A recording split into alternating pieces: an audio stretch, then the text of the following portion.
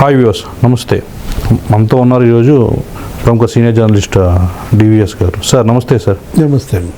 అయితే మొన్న భూమన కరుణాకర్ రెడ్డి గారు ప్రెస్ మీట్ పెట్టి ఐఏఎస్ అధికారిని శ్రీలక్ష్మిపై సంచలన ఆరోపణలు ఆయన వాళ్ళ పార్టీ సపోర్ట్ చేసిన ఐఏఎస్ పైన ఆయన ఆరోపణలు చేశారు.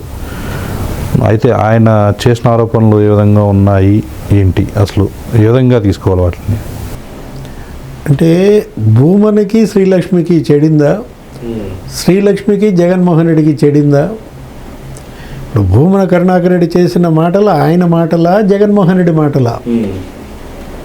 ఎందుకంటే ఇవాళ జగన్మోహన్ రెడ్డి మౌత్ పీస్ ఎవరు? భూమన కరుణాకర్ రెడ్డి. అట్లాంటి భూమన కరుణాకర్ రెడ్డి శ్రీలక్ష్మిని టార్గెట్ చేశాడంటే ఎవరు టార్గెట్ చేయమంటే చేశారు. జగన్మోహన్ రెడ్డి సీఎంగా దొంగలు ఊళ్ళు పంచుకున్నట్టుగా వైసీపీ మంత్రులు, ఈ వైసీపీ ఎమ్మెల్యేలు అప్పట్లో నియోజకవర్గాలు పట్టణాలు పంచుకుని దోచేశారు. ఇప్పుడు వాటాల్లో తేడాలు వచ్చినాయా? ఇప్పుడు తోడు దొంగలు ఒక దొంగను ఇంకో దొంగ పట్టిస్తున్నారా? మనకు అదే కనపడుతుంది. ఇప్పుడు భూమన కరుణాకర్ రెడ్డి ఎమ్మెల్యేగా, జగన్ సీఎంగా ఈ మాటలు శ్రీలక్ష్మి మీద అనలేదే. ఇప్పుడు జగన్ దిగిపోయినాక, భూమన ఓడిపోయినాక, అది కూడా 14 నెలల తర్వాత శ్రీలక్ష్మిపై ఈ విమర్శల ఉద్దేశం ఏంటి? అటు వెనక ఉన్న అదృశ్య శక్తి జగన్మోహన్ రెడ్డి కాదా? ఇప్పుడు భూమన నోట జగన్ మాట అంటోంది అదే అన్నమాట. జగన్ చెప్పాడు, సజ్జల రాశాడు, భూమన పలికాడు. ఇప్పుడు లంకిణి అన్నాడు. శ్రీలక్ష్మి లంకిణి అయితే జగన్మోహన్ రెడ్డి రావణాసురుడా? నేరుగా మాట జగన్ అనేయచ్చు కదా. ఇప్పుడు పూతన అన్నాడు. శ్రీలక్ష్మి పూతన అయితే జగన్మోహన్ రెడ్డి కంసుడా? కంసుడు తరపున పనిచేసింది పూతన. ఇప్పుడు రావణాసుడితోనే పనిచేసింది లంకిణి. ఇప్పుడు లంకిణి, పూతన, తాటకి శ్రీలక్ష్మి అయినప్పుడు రాక్షసుడు జగన్మోహన్ రెడ్డి. అతని మాటలు భూమన ఏంటి మనం అంటోంది అదే అన్నమాట. ఇప్పుడు ఇక్కడ సడన్గా ఉరుములేని పిడుగులాగా భూమన కరుణాకర్ రెడ్డి శ్రీలక్ష్మిపై పడటం. యాక్చువల్గా నిన్నటిదాకా ఏం జరిగింది? 10 నెలలుగా తిరుపతిలో భూమన వర్సెస్ బిఆర్ నాయుడుగా జరుగుతుంది వార్. ఈయన ఆయన తిడతాడు, ఆయన ఈయన తిడతాడు, ఆరోపణలు, పరస్పర ఆరోపణలు, రచ్చ అవుతాను. అట్లాంటిది ఒక్కసారిగా శ్రీలక్ష్మిపై ఎందుకు పడ్డాడు అంటే ఇదే కారణం మనకు కనపడుతుంది. స్క్రీన్ మీదకి విజయసాయిరెడ్డి వస్తున్నాడు. ఇక్కడ విజయసాయిరెడ్డి పాత్ర ఏంటి? విజయసాయిరెడ్డి అప్రూవర్గా మారాడా? లిక్కర్ కేసు మనం చూసాం. ఆ రోజు విజయసాయిరెడ్డి వచ్చి కర్త కర్మ క్రియ రాజ్ కసిరెడ్డి అన్నాడు. లిక్కర్ కేసులో రాజ్ కసిరెడ్డి దగ్గర నుంచి మిథున్ రెడ్డి దాకా 12 మంది అరెస్ట్ అయ్యారు. ఒక్క సాయిరెడ్డి బయట పెట్టినటువంటి ఆ వాస్తవాలు 12 మంది అరెస్ట్ అయ్యారు. జగన్మోహన్ రెడ్డి సీఎంఓ కార్యదర్శి ధనుంజయ రెడ్డి అరెస్ట్ అయ్యాడు. ఓఎస్డి కృష్ణమోహన్ రెడ్డి అరెస్ట్ అయ్యాడు. Jagan cement plant director Balaji Govindappa arrest అయ్యాడు. ఇక జగన్ అరెస్ట్ రేపో మాపో, నారాయణ స్వామి అరెస్ట్ తర్వాత జగన్ అరెస్ట్ అంటున్నారు. అంటే సాయిరెడ్డి ఇవాళ అతను చేసినట్టే శ్రీలక్ష్మి చేయబోతోందా? సాయిరెడ్డి సృష్టించిన కల్లోలాన్ని మించిన భూకంపం శ్రీలక్ష్మి సృష్టించబోతోందని శ్రీలక్ష్మిపై బండేశాడా? ఏంచాడా? ఇప్పుడు దీన్ని ఎలా చూడాలి? మనకు కనపడుతోంది అదే. శ్రీలక్ష్మి జగన్ సీఎంగా మరి మీ దగ్గర పనిచేసినప్పుడు ఇతను ఎమ్మెల్యేగా ఉన్నాడు. భూమన కరుణాకర్ రెడ్డి ఎమ్మెల్యేగా, జగన్ సీఎంగా ఈ మాటలు శ్రీలక్ష్మిపై అప్పుడు అనలేదే. 1,50,000 చీర, పట్టు చీరలు అనేది అప్పుడు గుర్తులేదా? లేకపోతే 11 విగ్గులు అనేది అప్పుడు గుర్తులేదా? ఓడిపోయినాక కొనదా ఈ చీరలు, ఈ విగ్గులు? ఇప్పుడు పట్టు చీరలు ఒక్కొక్కటి 1,50,000 అంటే ఇప్పుడు నువ్వే కట్టావా బిల్లులు? శ్రీలక్ష్మి కొన్న పట్టు చీరల బిల్లులు కట్టింది భూమన కరుణాకర్ రెడ్డా, భూమన అభినయ రెడ్డా, జగన్మోహన్ రెడ్డా, సజ్జల రామకృష్ణారెడ్డా, విజయసాయి రెడ్డా? ఇప్పుడు ఆమె Telangana cadre, Telangana cadre IAS గతంలో జైలుకి వెళ్ళింది మీ వల్ల. 10 నెలలు జైల్లో ఉంది గాలి జనార్దన్ రెడ్డి. అది quid pro quo 1.0, Obulapuram mining case, Jaganmohan Reddy, Rajasekhar Reddy వాళ్ళతో అంటగాగింది. 10 నెలలు జైలుకి వెళ్ళింది. ఇప్పుడు తర్వాత బయటకు వచ్చింది. తెలంగాణ క్యాడర్లో ఉన్నామని ఏపీ క్యాడర్కి తెచ్చుకుంది ఎవరు? ఆ రోజు ఢిల్లీ ఆమెను తీసుకెళ్ళింది ఎవరు? కేంద్రంపై ఒత్తిడి చేసింది ఎవరు? విజయసాయిరెడ్డి, శ్రీలక్ష్మి. ఆ బాండింగ్ ఆమె ఎవరింట్లో ఉంది ఆ రోజు ఢిల్లీలో? ఇప్పుడు జగన్మోహన్ రెడ్డి 33 మంది ఎంపీలు కేంద్రంపై ఒత్తిడి తెచ్చి శ్రీలక్ష్మిని మీరు ఏపీకి తెచ్చుకున్నారు. అప్పుడు 1,50,000 పట్టు చీరలు లేవా? అప్పుడు 11 విగ్గులు లేవా? ఈ 11 అనే నెంబర్ ఎక్కడికి వెళ్ళినా ఈ లక్కీ నెంబర్ కింద ఉంది వీళ్ళకి. అదే పిచ్చి. అదేంటి అది? అసలు 11 రెడ్డి అని చెప్పి ఇప్పటికే అతన్ని ర్యాగింగ్ చేస్తున్నారు. జగన్మోహన్ రెడ్డి కాస్త 11 రెడ్డి అంటే 11 విగ్గులు అంటాడు ఇతను. అతను ఆ పేరుని నాని అనేవాడు ముందు 11 కార్లు వెనక 11 కార్లు అంటాడు. అంటే వీళ్ళు జగన్మోహన్ రెడ్డిని ర్యాగింగ్ చేస్తున్నారా?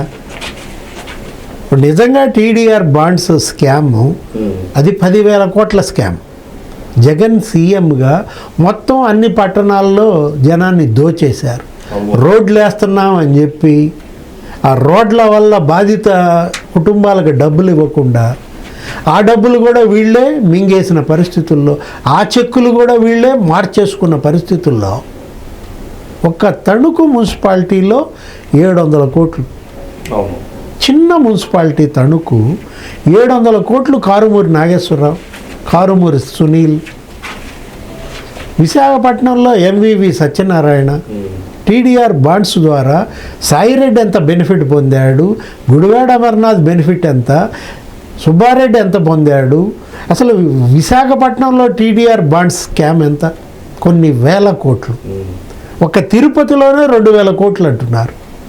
భూమన కరుణాకర్ రెడ్డి, భూమన అవినయ్ రెడ్డి. తణుకు లాంటి చిన్న పట్టణంలో 700 కోట్లు ఉన్నప్పుడు ఇంకా వైజాగ్ లాంటి మహానగరంలో 1,000 కోట్ల దాటి 1,00,000 కోట్లకి వెళ్ళే అవకాశం కూడా ఉందంటున్నారు. అంటే ఈ టీడీఆర్ బాండ్స్ పైన విజిలెన్స్ విచారణ అది నివేదిక ఇచ్చింది అంటున్నారు. ప్రభుత్వ ఖజానాకి తిరుపతి మున్సిపాలిటీకి జరిగిన నష్టం 150 కోట్లను ఏదో లెక్క తెలిచారు. ఇప్పుడు భూమన కరుణాకర్ రెడ్డి ఇవాళేంటి జైలుకి తప్పదు అన్న భయంతో మాట్లాడా? తనతో పాటు శ్రీలక్ష్మి కూడా తీసుకుపోదామనా? మనం అంటోంది అదే అన్నమాట. టీడీఆర్ బాండ్స్ పైన కూడా ఇవాళ ఒక సిట్ వేయాలి.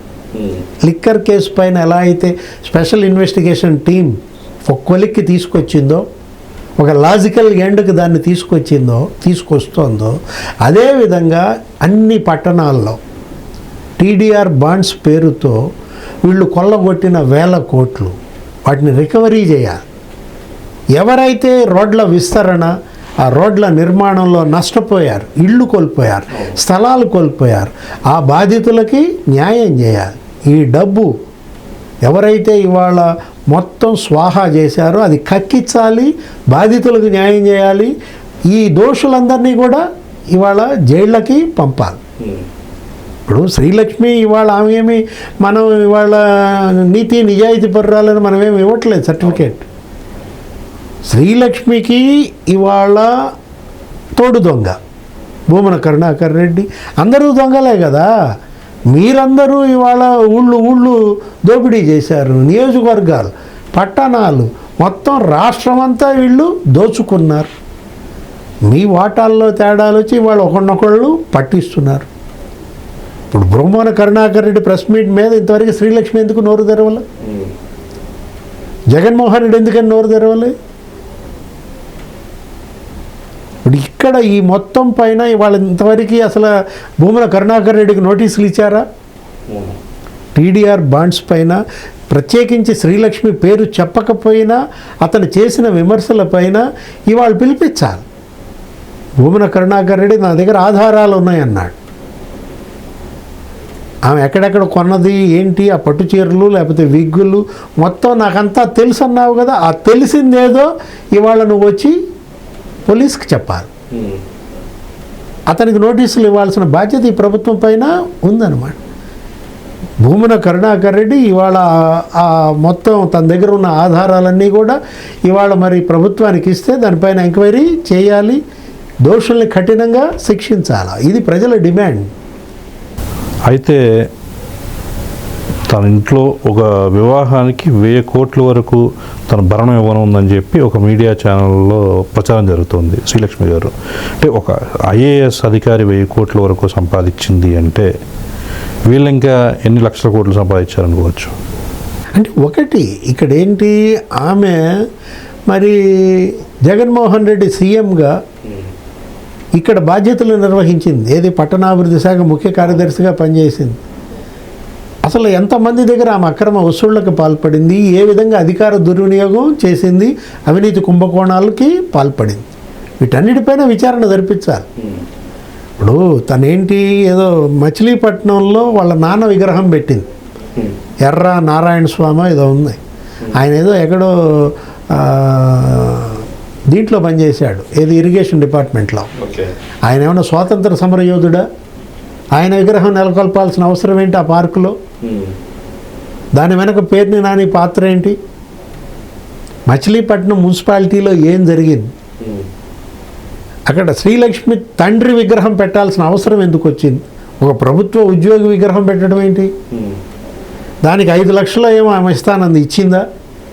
ఆమె ఇవ్వకుండానే 5 లక్షల పేరు నాని ఇచ్చాడా? మచిలీపట్నం మున్సిపాలిటీలో ఏం జరిగింది? ఇప్పుడు అక్కడ శ్రీలక్ష్మి తండ్రి పేరున పార్కు పెట్టడం ఏంటి? ఆ పార్కుకి ఆయన పేరు పెట్టడం ఏంటి? ఎర్ర నారాయణ స్వామి ఏదో ఉంది, ఆయన విగ్రహం నెలకొల్పడం ఏంటి? ఒక్క మచిలీపట్నం మున్సిపాలిటీలోనే పెట్టారా? మొత్తం 75 మున్సిపాలిటీల్లో పెట్టారా శ్రీలక్ష్మి తండ్రి విగ్రహాలు? అటన్నిటిపైన ఇవాళ ప్రభుత్వం విచారణ జరిపితే తప్ప వాస్తవాలు వెలికిరావు. ప్రస్తుత పట్టణాభివృద్ధి శాఖ మంత్రి నారాయణ ఈ లొసుగులు, ఈ అవినీతి కుంభకోణాలు ఇవన్నీ బయట పెట్టాల్సిన బాధ్యత ఆయన పైన ఉంది.